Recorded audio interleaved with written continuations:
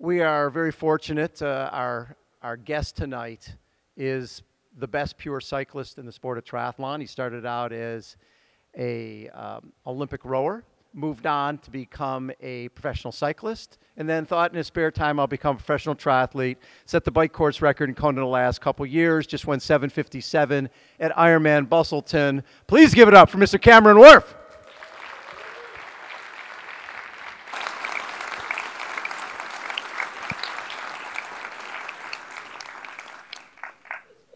Which one do you want? How about that?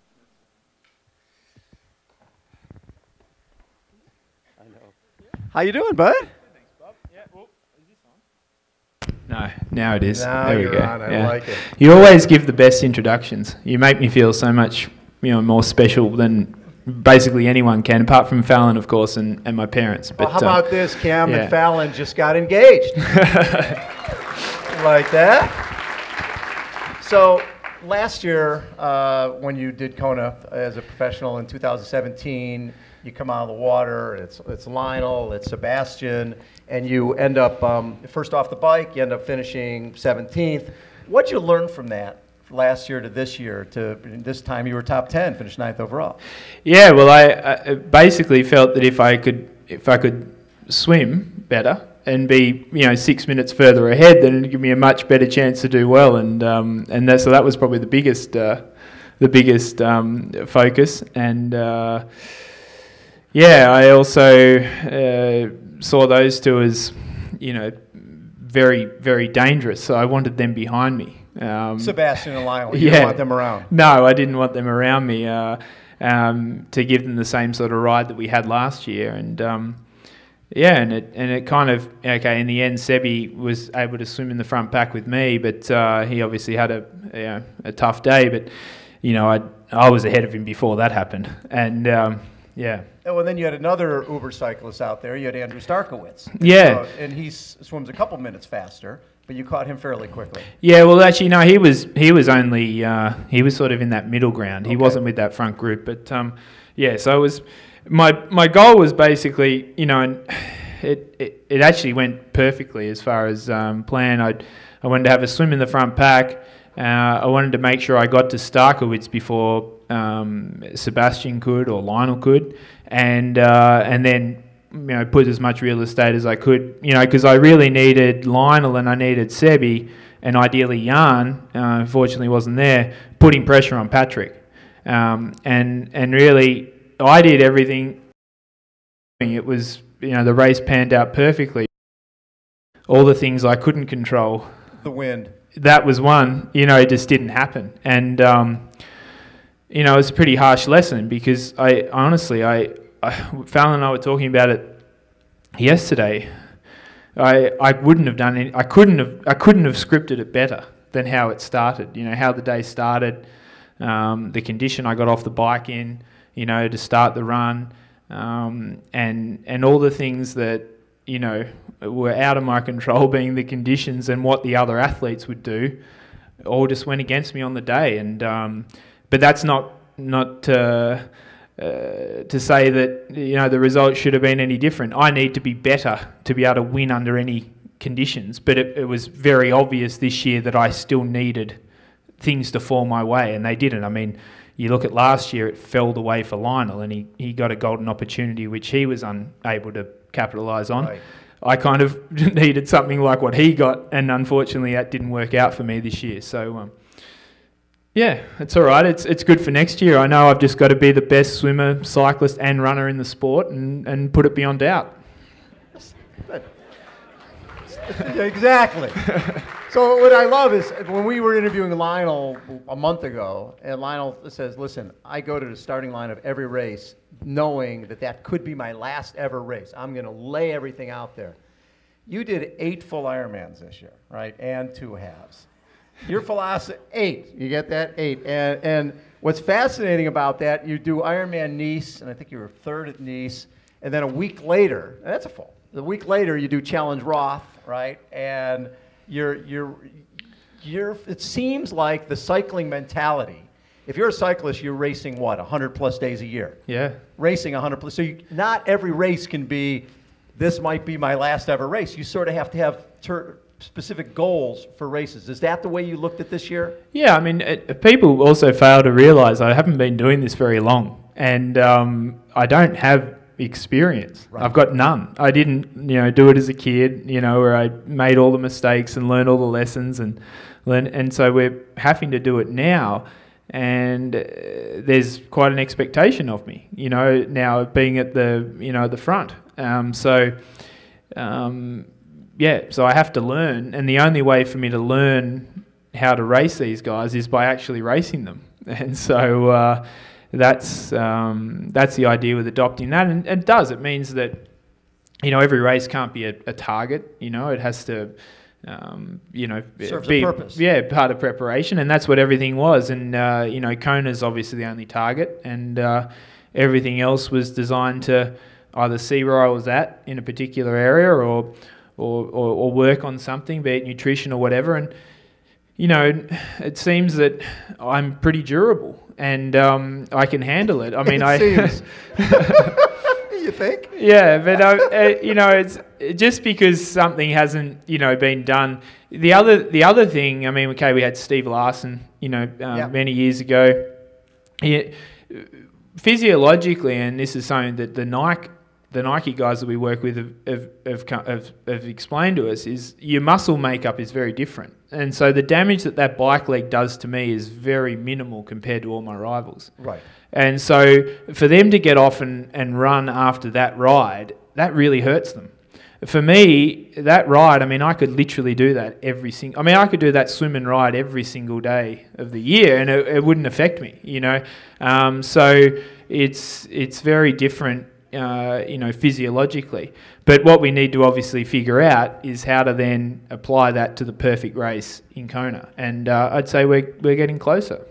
Well, and what I love is when you did Challenge Roth a week after Nice. I mean, you knew, your philosophy has been, I'm going to do a long workout anyways. I might as well go do a race. Yeah. So you go to Challenge Roth, and you've got, I know, good philosophy, right? Yeah, we've got to do a long workout. I might as well do a full Ironman. Yeah. Well, it's it's fully catered. It's a catered workout. Exactly. You get a flat tire. There's often people there to change it for you, and I think it's fantastic. I mean, a professional license, I don't know if anyone knows, but we pay Ironman about, I think it's $1,200 a year or something. I definitely get my money's worth. And so you're riding along. Imagine you're Sebastian Keeneland, and Sebastian comes out of the water. He realizes that Cam's in front of him. So he's going hard because he doesn't want Cam to get too far away. And when he catches up, he's like, well, I don't want to just sit back here and take a free ride behind Cam. I should share some of the work. So he goes to the front, and he goes, Bobby, Cam said to me, Sebby, why don't you sit back there and save your legs for the run? Now, I don't know if Dave Scott ever said that to Mark Allen during a race, any time that I know of, or if Jan Frodeno says that to Patrick, then why don't you save your legs? But you were there for, what did you learn from that race?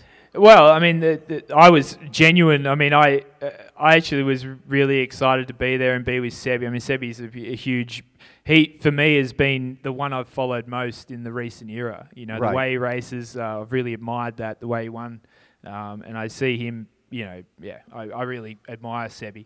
And so anytime I was saying to Fallon driving to the race, I said, how cool is this? I'm getting to go and do a race with Sebi. So getting in that thing, and I knew we were going pretty quick, I would have loved to have seen Jan's record go. And I knew I wasn't going to run a 2:40.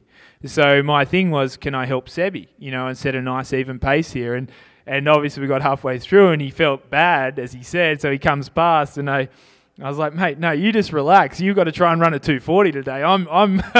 I'm just going to jog this in. So you just sit back there and have a holiday, I'll set it up for you and you knock them down. And but what was the biggest thing I learnt that day and the best lesson I've had in the sport, and is something I would have never learnt if I wasn't racing. In training, you wouldn't have learned this. Oh, you wouldn't have learned this, was that we got off the bike and, he got dropped actually. So when he finally came past me and I'm there, prancing along, I mean, he looked like death warmed up. Right. And I was like, whoa, like he's actually been trying. I was, you know, I was a bit shocked. And then so anyway, he didn't. The way he looked didn't get any better. The more times I saw him during the race, he obviously got worse and worse, and he was still able to win. But then Jesse Thomas was even more. I mean, that guy was like, oh gosh, I wanted to give him, you know, a gel or something, or a Coke, or carry him. I mean, he looked like he really needed to, you know, get on the plane back to Oregon, and he slugged it out and ended up third and had his best race ever. And it was the biggest wake-up call for me, because it was the first time where we've heard all this blah, blah, blah, you ride too hard, you ride easier and you'll run quicker.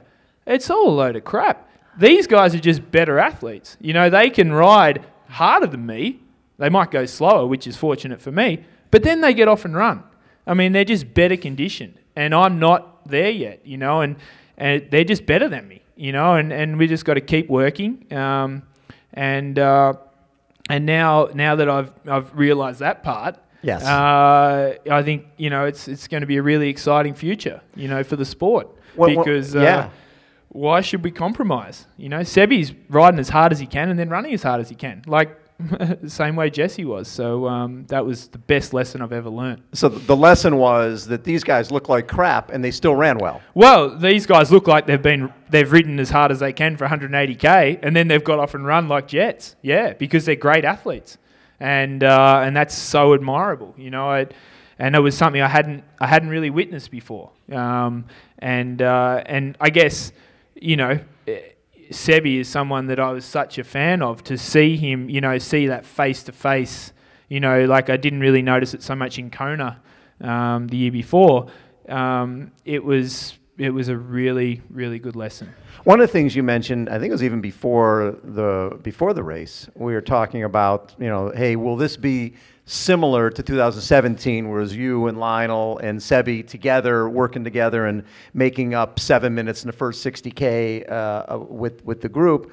And you were like, no, I don't think Lionel will be able to swim with us. And if he doesn't swim with us, even if he's 30 seconds back, he'll never catch us. That surprised me. Yeah, well, I mean, no offense to Lionel, but, you know, he's not the best swimmer in the sport. He's not the best cyclist in the sport. And he's not the best runner in the sport. So I think to win Kona, you need to have a weapon. You know, right. You've got to have a weapon.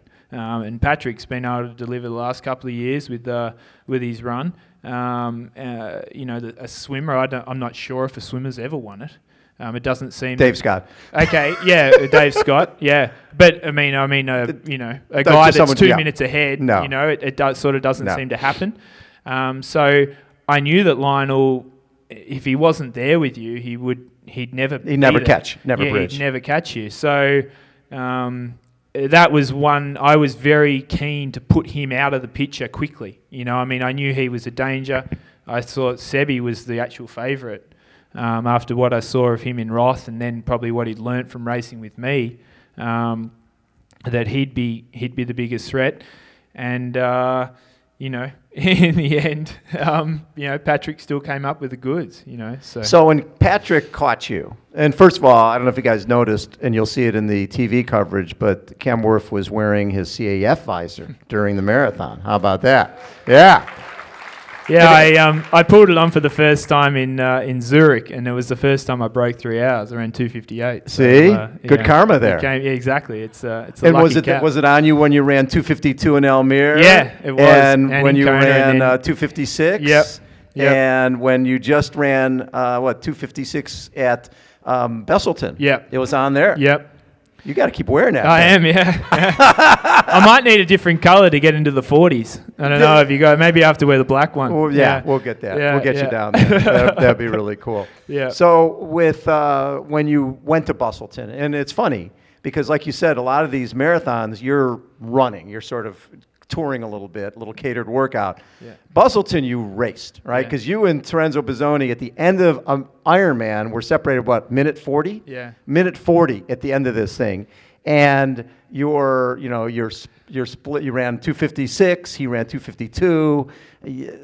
And he didn't catch you till what, 30K of the run? Yeah, he caught me on the last lap and the start of the last lap, and he went past. And then, you know, I thought, okay, I'll just try and sort of, you know, keep him pegged and see if he tires. And he actually I actually then went back past him, and started to pull away again. And it's the first time I've ever actually been in a race. And then we swung around with about, 8K, so about 4.5 miles to go with quite a strong tail breeze. And he's pretty skinny little mini, and he just took off. I was like an elephant, heaving myself down with the tail breeze. I'd put on a few pounds since Kona, and I think I paid for that. And and I wasn't able to reel him in, but it was the first time I'd actually raced the run. I went through that first 6 miles in 36 minutes. I just sprinted. I just tried to put him away. And that was my plan. My plan was, and I was focused on qualifying for Kona, and I knew I needed top 2. So my plan was making sure that third place didn't even dream of having a shot at catching me. And so that in that case, it was Luke McKenzie. And I was like, mate, I know that you're not, one of the greatest runners in the sport, so I'm just going to put pressure on you until you crack. And about halfway, the gap went, he was actually 10 minutes behind off the bike, which surprised me. And then once it started going to 11, 12, then I knew I had him. So, but Terenzo is just like a little pit bull, like he wouldn't give up either. And and I couldn't hold him off. But definitely the best race I've ever done. Well, sub 3 hours for the marathon and 7:57. Yeah. 7:57, sub 8, and then that's pretty good. Yeah, that was the third one for the year. Third sub 8 for the year. Yeah. Who else has done that? Actually, the other thing is, I think you were one of the few guys on the planet who's done the Ironman World Championship at a high level and also raced a Grand Tour, right? Yep. The Giro. Talk. What's the difference between having to get up every day and race? Well, that's a big one. That you don't have to open and close a suitcase every day. It's they're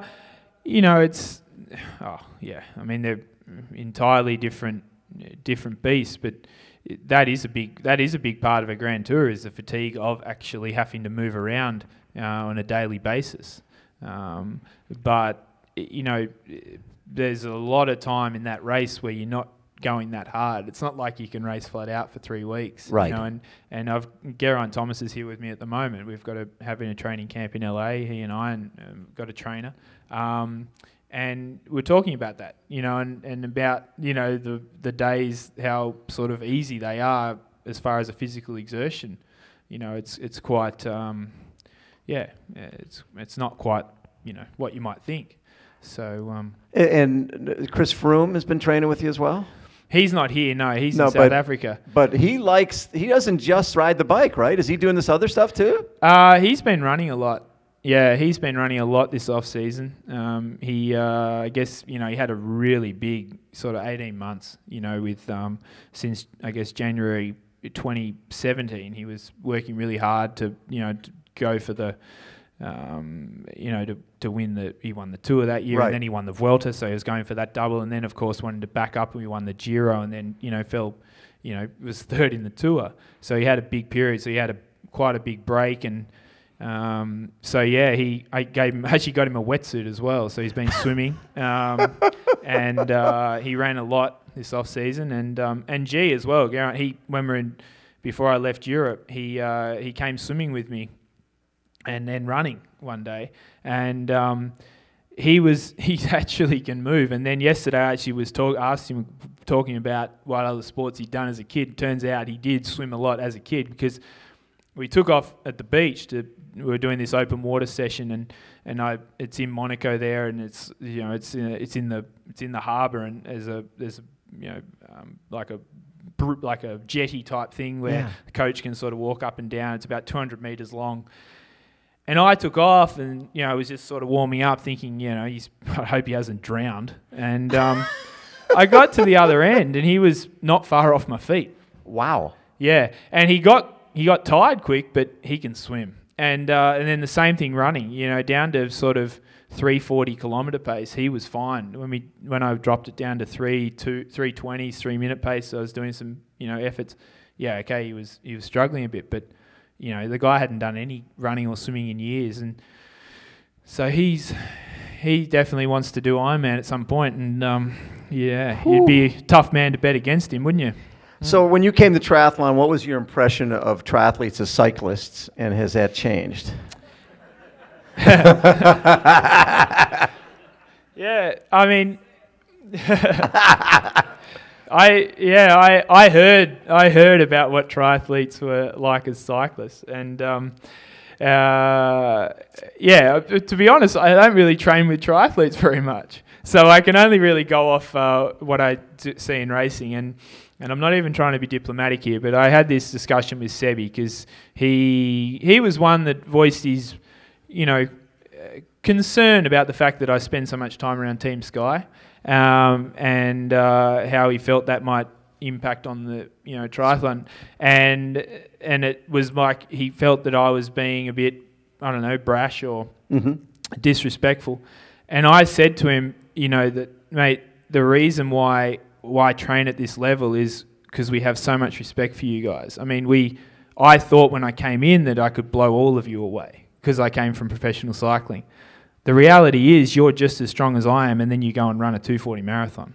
And so we know that there is no limit to how hard that I'm going to have to work to try and win. We have so much respect for you guys, and that is why I train with those guys. And so, and I think Andrew Delansky, I tried to say the same thing to him, and he didn't want to listen, and obviously he got dealt the same sort of lesson.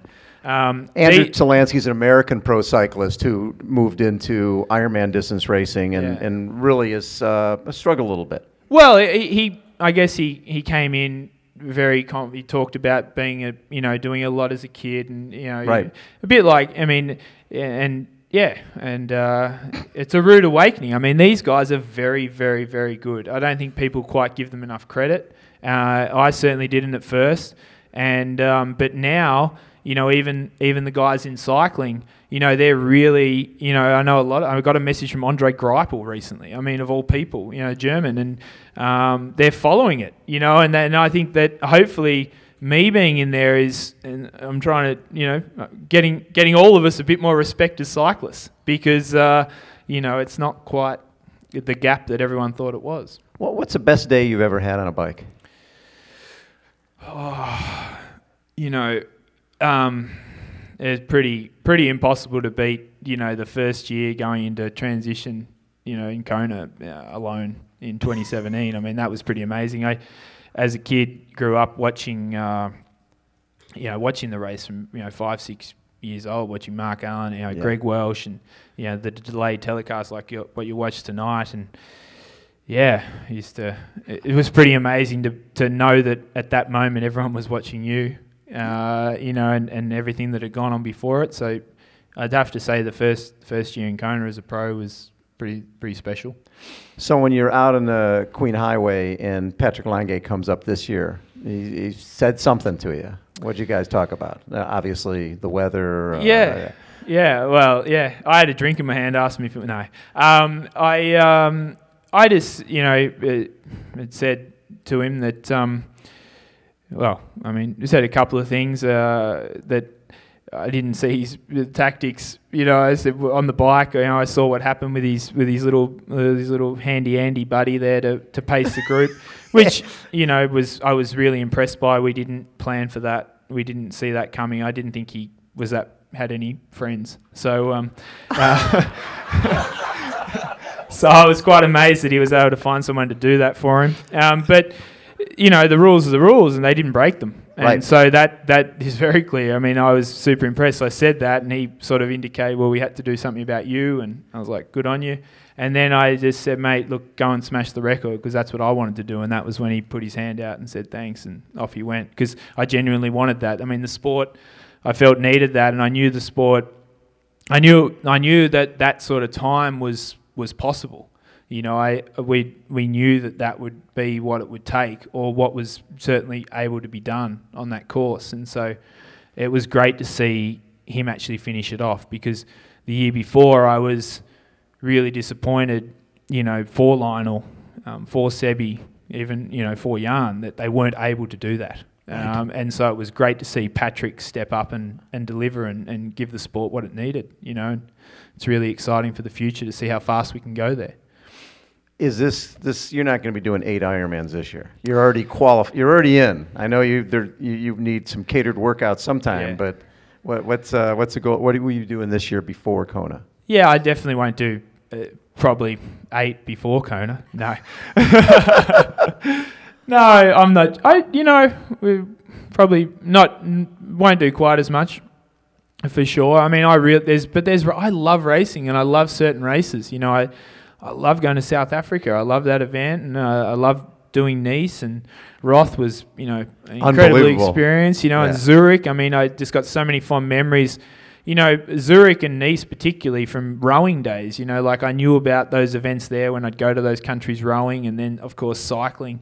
Always been fascinated by that. So to finish third in both of those two particularly, wanting to win, and Roth, it's a really special event. So it's going to be hard for me to not do a lot of racing.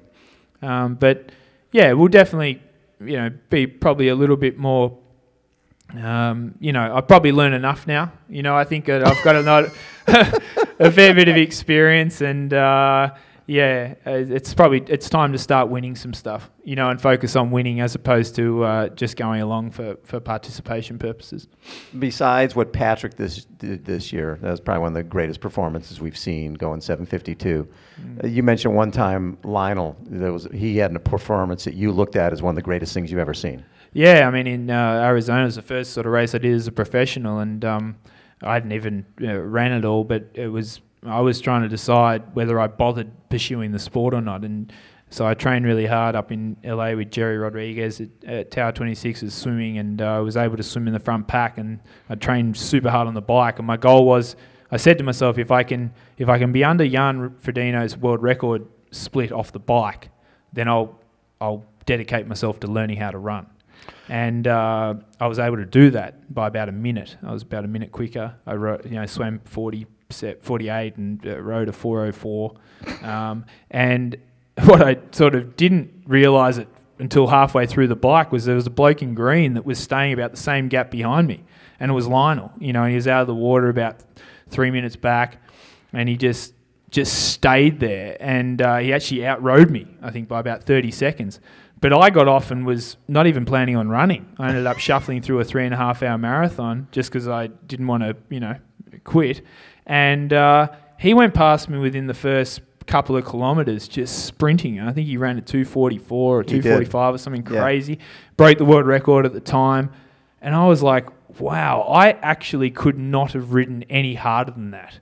And you not only matched me, but then got off and ran a 2:45 marathon, and that was one of the most incredible sporting things I've ever seen. And that was why I was very shocked last year that he wasn't able to finish off, the year before in 2017 in Kona. I felt really bad for him. So hopefully next year or this year, he's back and better, and Jan's back and Gomez is back and Brownlee can't. I don't care. I want the fastest, hardest possible race. I want everyone there. I mean, it's the most exciting.